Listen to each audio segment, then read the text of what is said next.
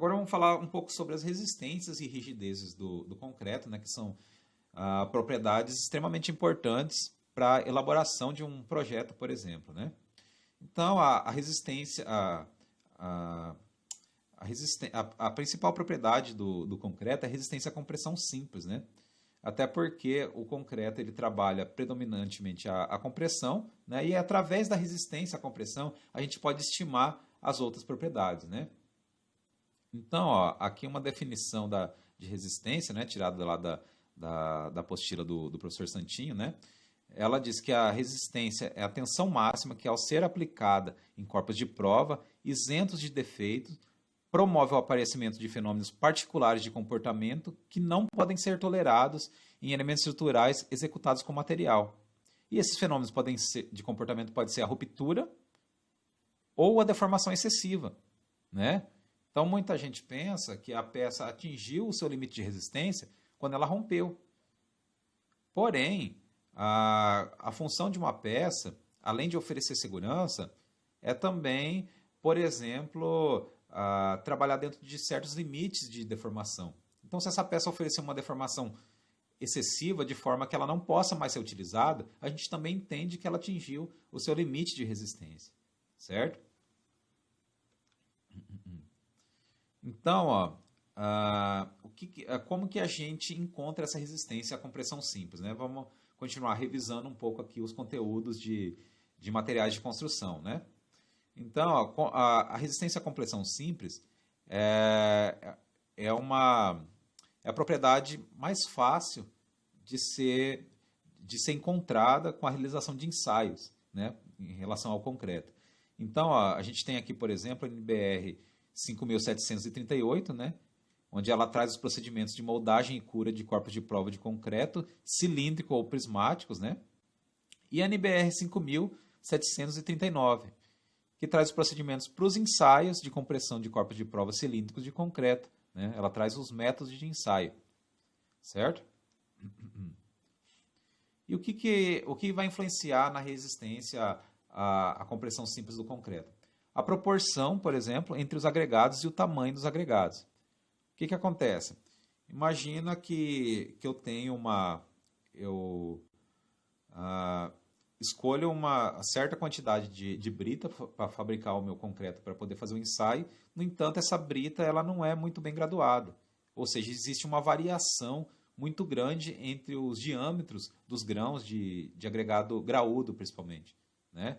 Se isso acontecer, o que vai acontecer? Eu não vou ter uma perfeita adesão entre os grãos e a argamassa, por exemplo, né? Então, com isso, o concreto ele começa a perder em resistência, né? Outra coisa que pode acontecer, por exemplo, é o formato desses grãos influenciar na resistência do concreto. Então, por exemplo, se eu fizer um concreto com seixo rolado, né, eu vou ter uma facilidade maior durante a execução, né, porque o concreto ele vai se tornar mais fluido, porque os grãos são mais fáceis, né, de serem trabalhados. No entanto, existe uma possibilidade de ruptura entre a matriz de argamassa e a superfície desse grão de seixo rolado, porque ela possui uma superfície mais lisa, né, que oferece menos aderência, né? A quantidade de cimento utilizado na mistura, né, quanto mais cimento colocar, maior vai ser a resistência do concreto, né? E de forma inversa, né, a quantidade de água utilizada na mistura, né, o fator água-cimento.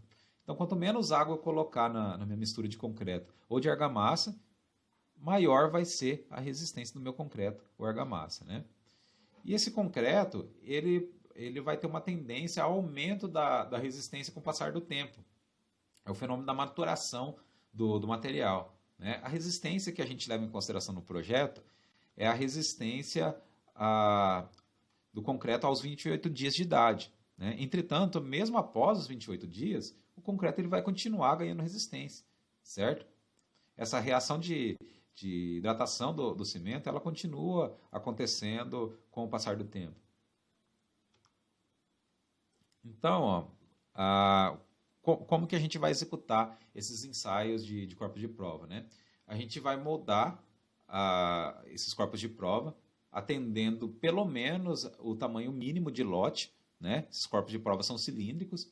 Então, eu vou separar esses corpos, eu vou fazer a ruptura desses corpos de prova, calcular a tensão que provocou a ruptura desses corpos de prova, certo? Separar esses corpos de prova em pares, né, que a gente chama de exemplares. Para cada um desses exemplares, a gente adota o maior valor, né?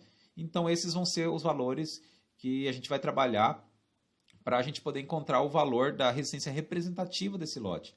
Só que o que acontece? Eu vou ter uma série de valores diferentes, né? Cada corpo de prova, cada exemplar vai romper com uma resistência diferente, certo? Então, ó, a gente precisa calcular os valores representativos desse lote. Então, a gente pode calcular, por exemplo, o desvio padrão, a variância e os coeficientes de variação, né? O próprio FCK estimado, que é a resistência representativa do lote, ela também leva em consideração fatores estatísticos, né? Para a gente chegar num fator representativo, né?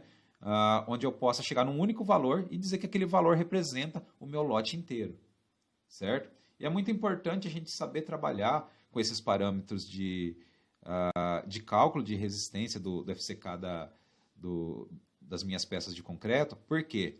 Para saber interpretar, por exemplo, um laudo de ensaio de corpos de prova, né? Então, muitas vezes, por imperícia, o que pode acontecer?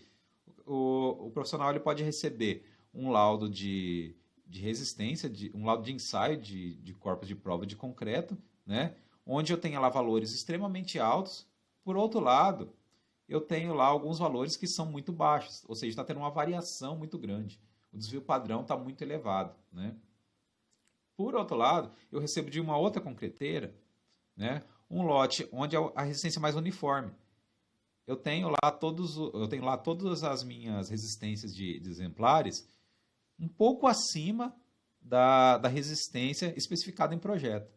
No entanto, eu não tenho uma variação muito grande. Então, quando eu fizer os cálculos do FCK estimado, é muito possível que a resistência do lote fornecido por essa segunda concreteira, onde eu não tive uma variação muito grande, né, resulte em um resultado mais favorável, ou seja, um FCK estimado maior. Então, ó, quando a gente calcula essa resistência do FCK estimado, eu tenho a resistência característica do concreto, né? Ou seja, não é a resistência que eu vou utilizar no meu projeto. É um valor estimado e a gente tem que levar em consideração depois, né, o coeficiente de segurança que a gente vai ver mais à frente, né, como que a gente aplica, por exemplo, o K-mod e o γm, certo? Uma outra coisa que a gente tem que levar em consideração é que esse valor que a gente calculou, não existe 100% de probabilidade de que ele seja atingido, né? Então, ó, quando a gente recebe o relatório desse ensaio, a gente tem uma variabilidade muito grande, né?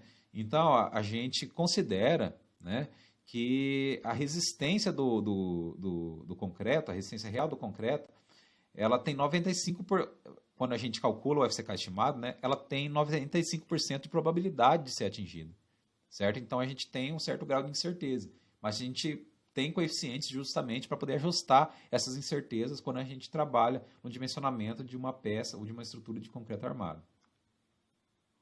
né? Então, ó, se o concreto ele tem uma variação de resistência de um corpo de prova, de um exemplar para o outro, né? E essa resistência varia ao longo do tempo, certo?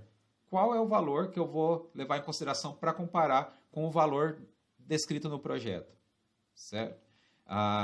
Então, ó, conforme a gente viu, o valor que a gente vai comparar, né, em relação ao lote de concreto vai ser o FCK estimado, que a gente vai calcular conforme os padrões, conforme as equações estabelecidas pela norma. Aí vai depender do tamanho da minha amostra, eu posso escolher entre um conjunto de equações e outro, certo? Já que a resistência do concreto também varia em função do tempo, certo? Então a gente precisa padronizar. Qual vai ser a data que eu vou levar em consideração, a idade que eu vou levar em consideração, para poder dizer, para poder comparar aquele valor de resistência com o valor de resistência estabelecido no projeto, certo? Então, a resistência especificada no projeto está associada à resistência dos corpos de prova de concreto aos 28 dias de idade, certo? Entretanto, como a gente viu, existe uma série de variáveis que vão influenciar e que vão provocar uma variação dessa resistência, certo? Existe um certo grau de incerteza relacionado à resistência do concreto, certo? Então, o que acontece? Você pode ter problemas associados ao material, né, o material concreto, que vai provocar um grau de incerteza em relação ao valor real, né? Por exemplo, a própria variabilidade entre os valores apresentados pelos corpos de prova, pelos exemplares de corpos de prova, né? Outra coisa que a gente tem que levar em consideração, por exemplo, entre as diversas coisas que influenciam nessa incerteza relacionada ao material, é a execução. Então, é muito diferente eu analisar um concreto produzido em laboratório, em condições ideais, tanto de produção quanto de cura, né? Já que esses corpos de prova vão ser submersos em água, né? E comparar com a resistência de um concreto lá de uma estrutura real. Então, essa estrutura, muitas vezes, a cura vai estar comprometida, ela vai estar submetida aos efeitos do meio ambiente, então a tendência é que essa resistência seja menor, né? Então, por conta dessas incertezas, o que a gente faz? O valor que a gente considera não é o valor calculado lá da resistência do lote, certo? Não é o FCK característico. Então, essa resistência do lote é o FCK característico. No entanto, a resistência que a gente vai adotar é o FCD, que é a resistência do concreto, né, de projeto. Esse D aqui é de design, projeto em inglês, né?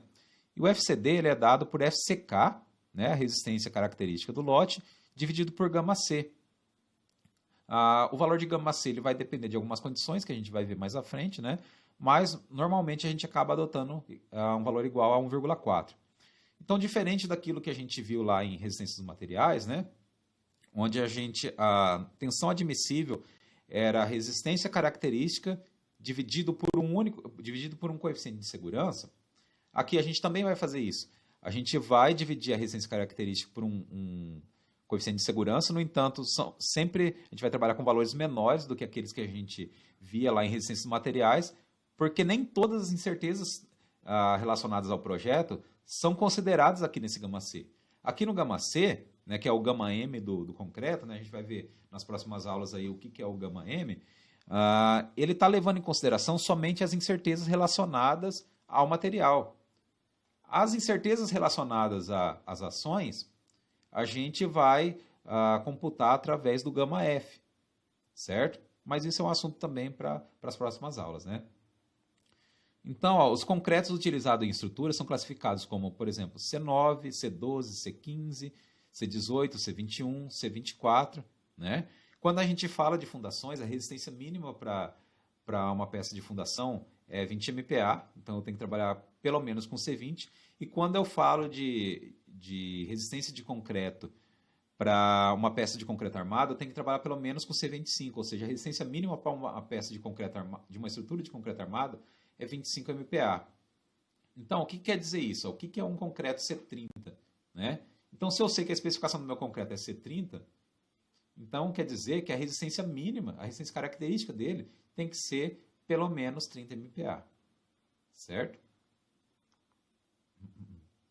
Então, como a gente viu, existem uma série de incertezas, né, relacionadas ao material, né, a resistência desse material. Então, parte dessas incertezas são computadas relacionadas ao material, são consideradas aqui no gama C.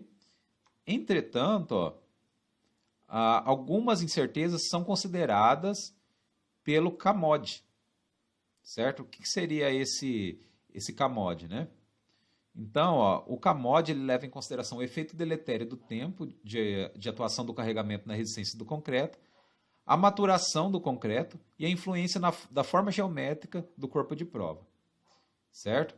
Então, o que vai acontecer? O que seria esse efeito deletério do tempo devido à atuação do carregamento, né?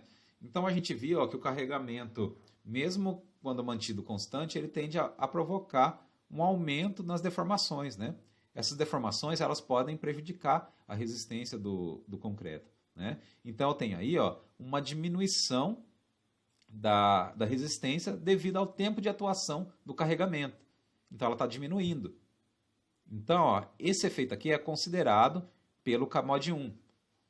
Então, ó, a gente considera aqui, como a gente está multiplicando por um valor menor do que 1, né, que está havendo uma diminuição da resistência. Por outro lado, como a gente viu, o concreto ele continua ganhando resistência com o tempo, desde que vai depender muito das condições que esse concreto está inserido, né, do ambiente em que esse concreto está inserido, certo? Ou seja, é o efeito da maturação do concreto. Então, aqui eu tenho um acréscimo no valor da resistência. Então, estou multiplicando aqui por um valor maior do que 1, né, um acréscimo de 20%. O corpo de prova, a forma geométrica do corpo de prova também influencia, certo? Então, existem, conforme eu falei para vocês, existem diferenças nas condições da peça ensaiada, do corpo de prova ensaiado, para a peça executada, né? Então, por conta dessa incerteza negativa, vamos dizer assim, né, que tende a ser negativa, eu tenho aqui a consideração do CAMOD 3, né, onde o CAMOD 3 é igual a 0,95. Então, o CAMOD total ele é igual ao produto entre CAMOD 1, CAMOD 2 e CAMOD 3. Certo? Então, vou multiplicar aqui, 0,75 por 1,2 por 0,95. Certo? Vou obter aqui o valor de 0,85. Então, quando eu for fazer o dimensionamento, eu não utilizo o valor total de FCD. Né? Lembrando lá o que é o FCD. O FCD é o FCK dividido por gama C, né? Que normalmente é 1,4. Então, eu vou dividir o FCD pelo gama C, perdão, o FCK pelo gama C, e ainda vou multiplicar por 0,85, certo? Então, percebam que o valor da resistência considerada a resistência considerada do concreto é bem menor do que a resistência que a gente obteve lá com a realização do ensaio, né, e com o cálculo da resistência representativa daquele lote, certo?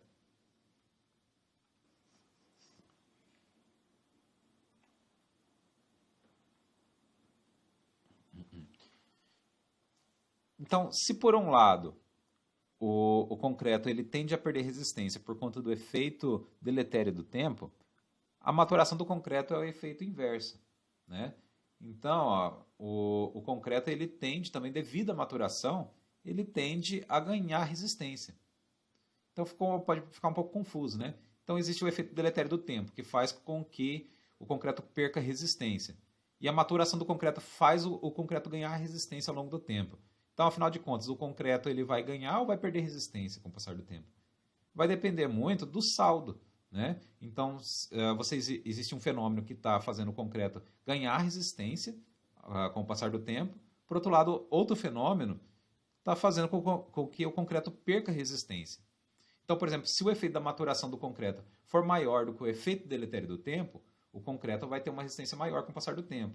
Se acontecer o inverso, o concreto vai ter uma diminuição da sua resistência com o passar do tempo, certo? Então, a gente pode observar aqui nessa tabela, né, comparando aqui a resistência com a resistência do concreto aos 28 dias, quais são os percentuais de resistência que a gente obtém com o passar do tempo, né? Então, aos 3 dias de idade, estima-se que o concreto aqui vamos observar aqui a coluna, a linha onde a gente tem o CP3 e o CP4, né? Concreto feito com CP3 e CP4, a gente tem aqui aos 3 dias em torno de 46% da resistência do concreto aos 28 dias. Aos 14 dias, ele já quase atingiu a resistência dos 28, né? Ele já está com 85%. E com o passar do tempo, ele vai só aumentando. Até que aqui, como está sendo mostrado na tabela, aos 120 dias, o concreto já possui uma resistência 36% maior do que ele tinha lá aos 28 dias. Isso aqui para o caso do CP3 e do CP4, certo?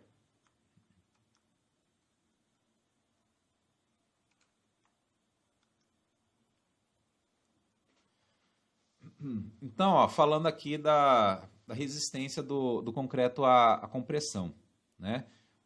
Conforme a gente falou, ele não tem, o diagrama tensão deformação do concreto à compressão não possui nenhum trecho linear, né? No entanto, eu preciso conhecer o módulo de elasticidade do concreto para alguns procedimentos de cálculo, por exemplo, né?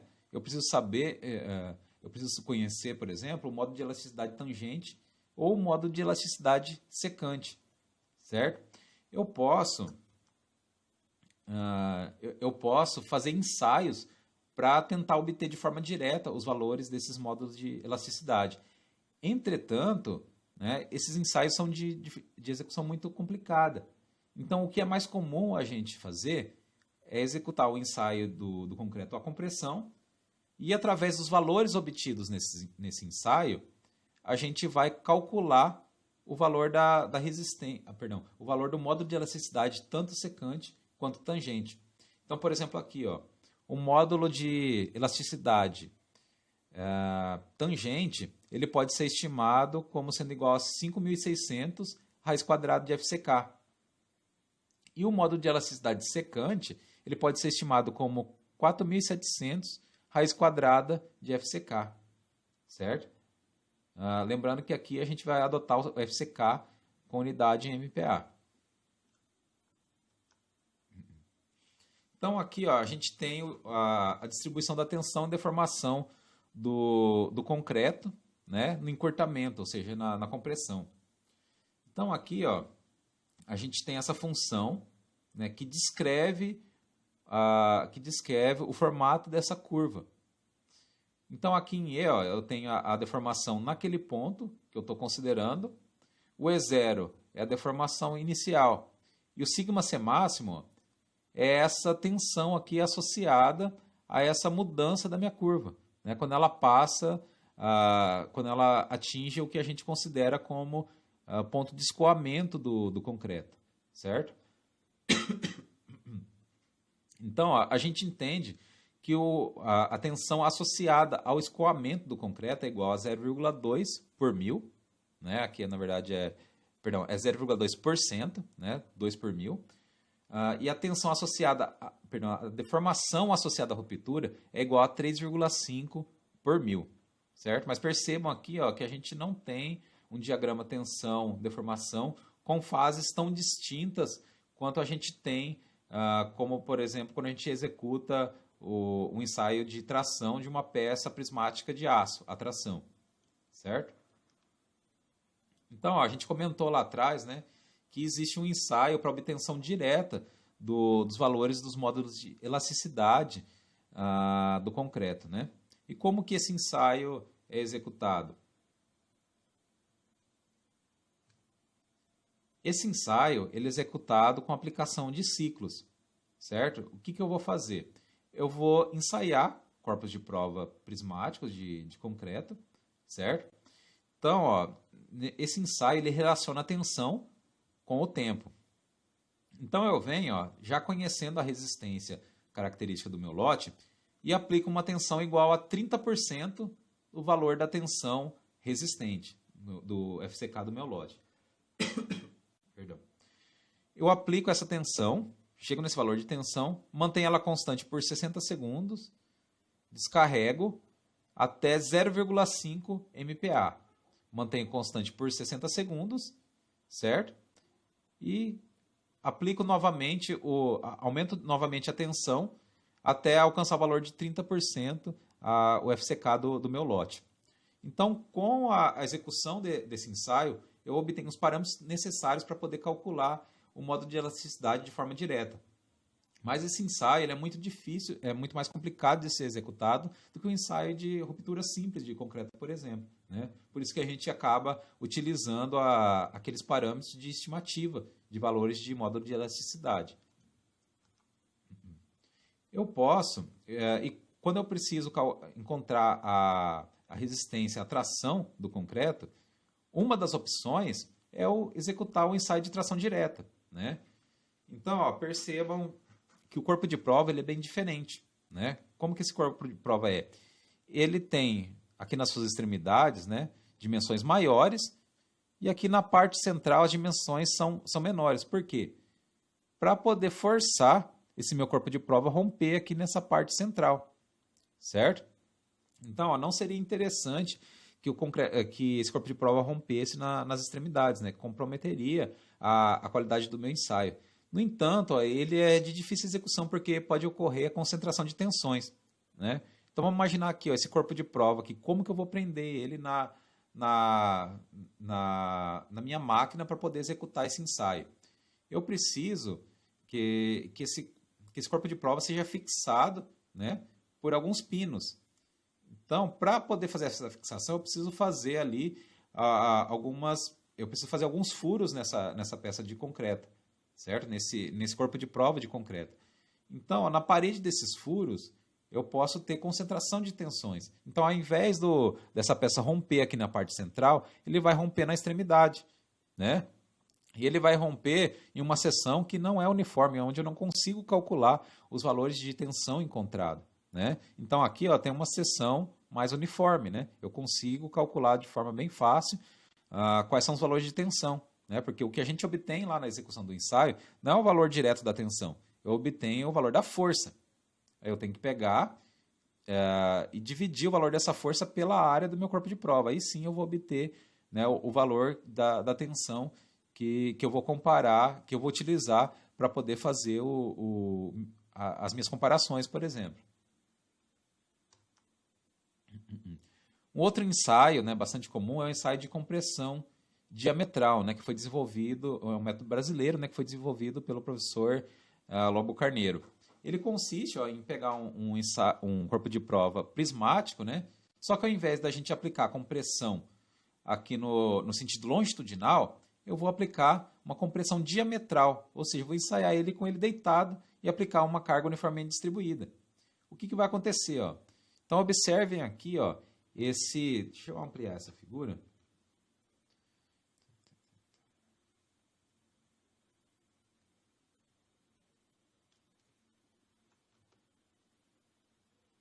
Então, observem aqui, ó, um elemento aqui submetido a um estado plano de tensões. O que vai acontecer? Eu estou aplicando um esforço de compressão aqui em cima, aqui no valor de σ1, aqui na direção de σ1, vão surgir tensões de tração. E essas tensões de tração vão provocar a ruptura do corpo de prova, certo? Então, o corpo de prova, apesar de eu estar comprimindo, ele não vai romper por compressão, ele vai romper por tração, né? Já que o concreto resiste muito menos à tração do que à compressão, certo?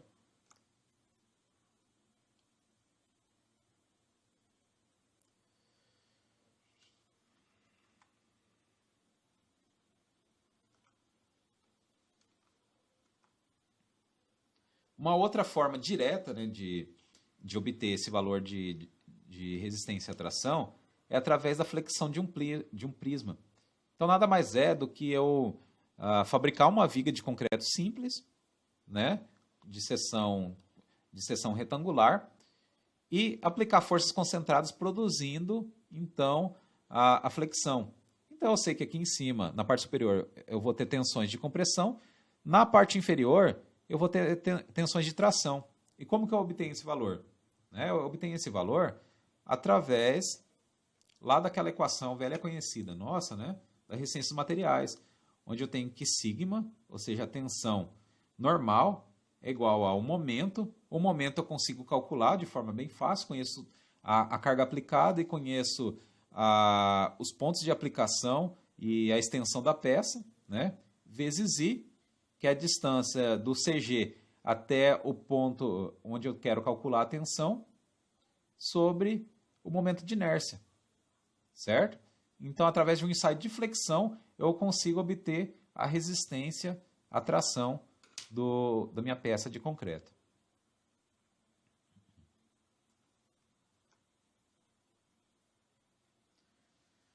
Por outro lado, ó, conforme a gente viu, os ensaios de tração do concreto são bem mais complexos do que os ensaios de compressão. Então, por isso, também é bastante comum a gente executar os ensaios de compressão, né, calcular o valor do FCK daquele lote, né, e através desse valor, estimar o valor da resistência à tração através de equações. né? E essa equação, ó, da resistência do concreto à tração, a resistência de projeto do concreto à tração, é igual a 0,15 vezes FCK elevado a 2/3. E trabalhando com FCK em MPa.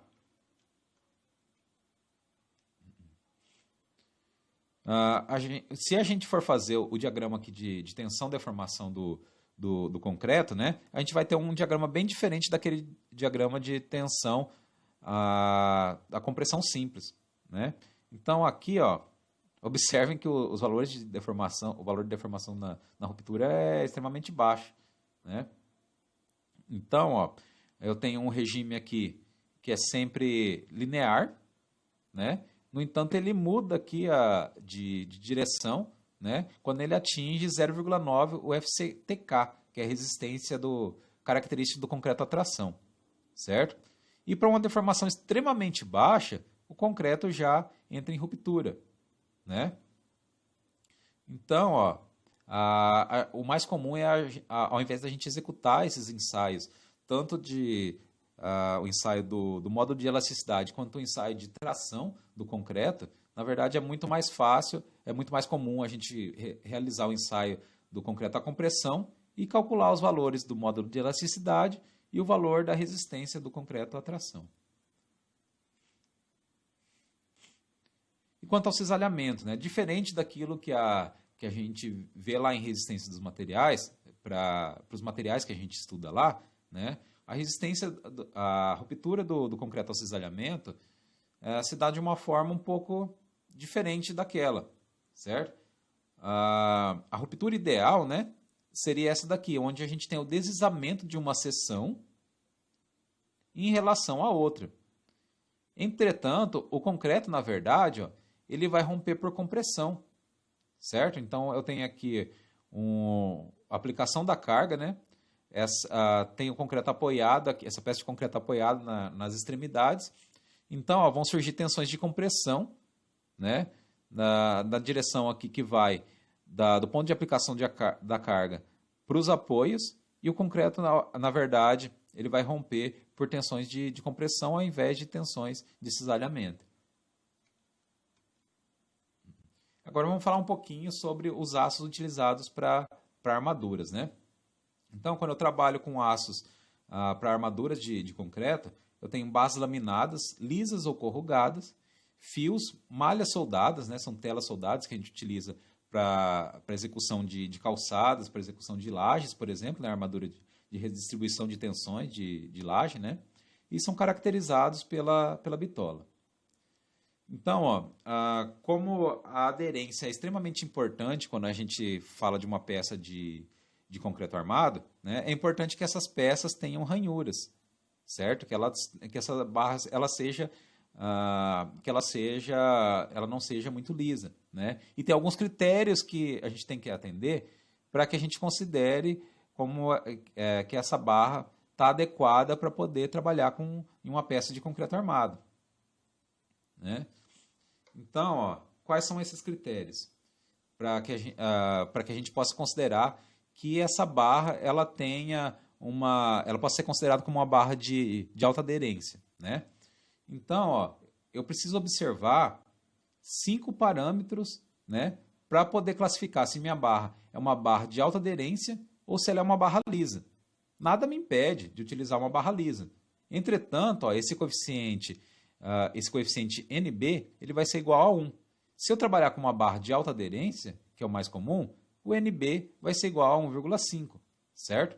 Mas para eu poder considerar o NB como igual a 1,5, eu tenho que atender esses requisitos, né? Como, por exemplo, o primeiro deles.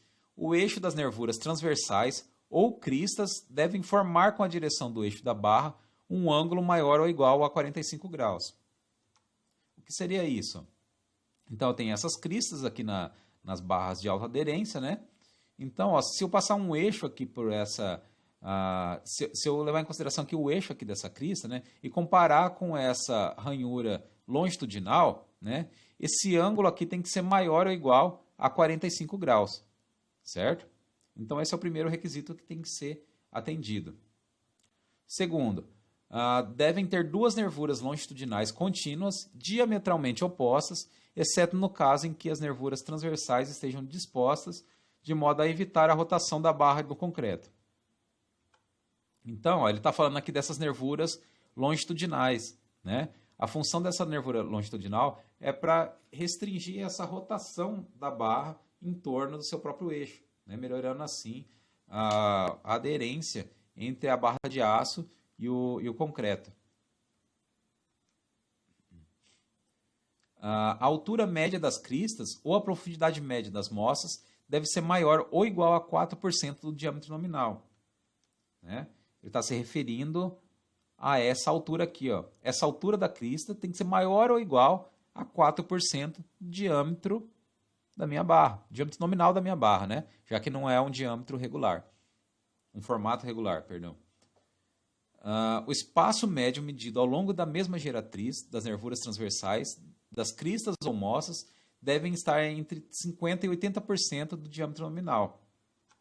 A gente está falando disso daqui, ó.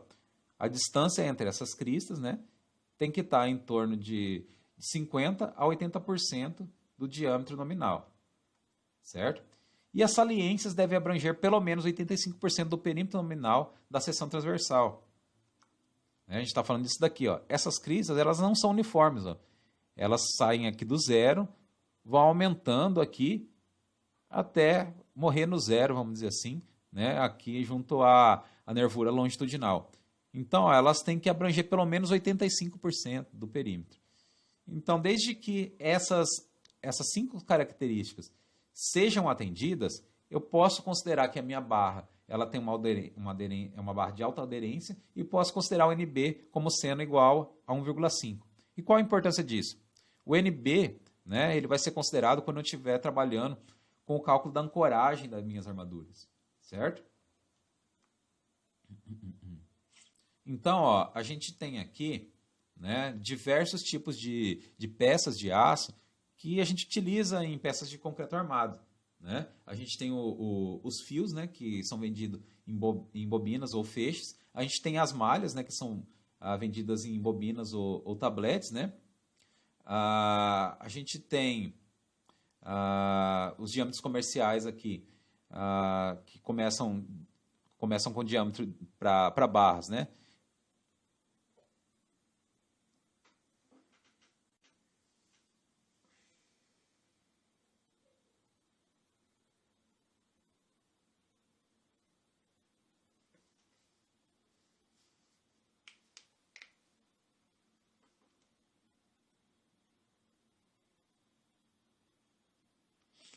Então, ó, como que essas armaduras são encontradas? Essas barras de aço são encontradas?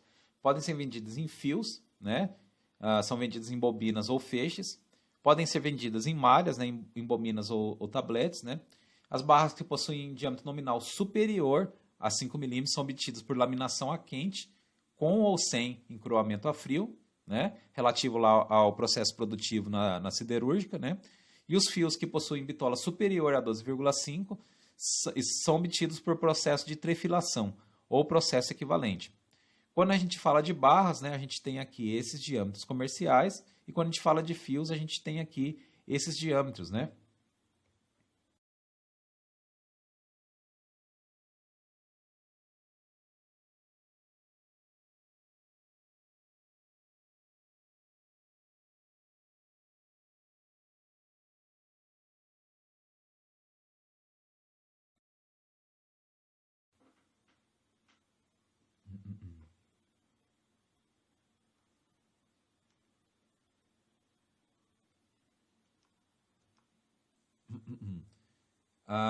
Então, ó, o aço, quando a gente trabalha com essas armaduras de aço, a gente não tem que levar em consideração somente a resistência, né? Eu tenho que levar em consideração a dutilidade e a homogeneidade, né? A gente vê que o aço ele tem que proporcionar, por exemplo, essa possibilidade de dobramento, né? Ele tem que oferecer uma certa soldabilidade, né? Então, apesar de não ser comum a gente soldar vergalhões, né? Quando eu precisar fazer essa solda por uma questão construtiva, por exemplo, essa solda não pode ser muito quebradiça, né? Aliás, não é recomendável que seja feita a soldagem desses vergalhões, porque como é um aço com um alto teor de carbono, né? Porque a gente tem uma Quando a gente acrescenta carbono na fabricação do aço, o que acontece? Eu aumento a resistência do aço, entretanto ele se torna mais quebradiço. Então, como eu estou falando de aço, por exemplo, de CA50 e CA60, a resistência é extremamente elevada. É muito maior do que o aço mais comum, por exemplo, para a estrutura metálica, né, que é o A36, que tem uma resistência ao escoamento igual a 250 MPa. Mas o que acontece? Muitas vezes eu preciso executar a solda entre um vergalhão e outro, né? Por exemplo, quando eu vou fazer a união entre uma barra longitudinal e um estribo. Às vezes eu faço ali uma solda construtiva para poder manter esses estribos no lugar. Então ele tem que permitir uma certa soldabilidade, né? Essa solda não pode ser tão quebradiça, né? Ele tem que ter resistência razoável à corrosão, né? Então imagina que você tem um aço extremamente resistente, você fabrica a sua peça, né? Então muitas vezes por cobrimento inadequado ou por uma porosidade que ocorra na minha peça de concreto, o meu aço ele tem uma corrosão acentuada. O que vai acontecer? Aquela seção transversal da minha barra de aço ela vai diminuindo conforme a corrosão vai aumentando, né? Ela pode diminuir tanto até que chegue um certo momento em que essa seção transversal ela não vai ter a área, essas barras de aço, ela não vai oferecer a área necessária para resistir aos esforços de tração. E a peça ela pode entrar em ruptura, né? E quando a gente fala de utilidade, né, a gente fala também do comportamento na deformação, não somente na execução, não somente na execução das dobras dessa barra de aço, né? Então, essa utilidade ela é importante também no comportamento da minha viga como um todo, né? Quando eu projeto uma viga de concreto, ela tem que levar em consideração que essa peça de concreto armado tem que ter um comportamento dútil. Ou seja, se algum dia, por algum problema, por exemplo, por excesso, eu aplicar um carregamento maior do que o previsto em projeto, por exemplo, a minha peça ela for entrar em colapso, eu tenho que me assegurar, né, que essa peça ela vai ter uma dutilidade suficiente para poder promover um deslocamento acentuado antes da ruptura. Ou seja, imagina que eu tenho uma viga de piso, por exemplo. Essa viga ela tem que deformar de forma bastante acentuada, né, para que as pessoas possam perceber que aquela estrutura está com problemas e evacuar o prédio e tomar alguma providência, por exemplo. Certo? E assim como a resistência do concreto ela não é tomada como uma resistência característica, ou seja, aquela resistência obtida aos 28 dias, né, ela tem que ser dividida por um coeficiente de segurança, para o aço não é diferente. Então, a resistência obtida no ensaio, a resistência ao escoamento, é o FYK. No entanto, a resistência que eu adoto em projeto é o FYD, que é o FYK dividido por γS. E, para a maioria das aplicações, o γS é igual a 1,15. Então, bacana, pessoal. Por hoje é só. Até mais.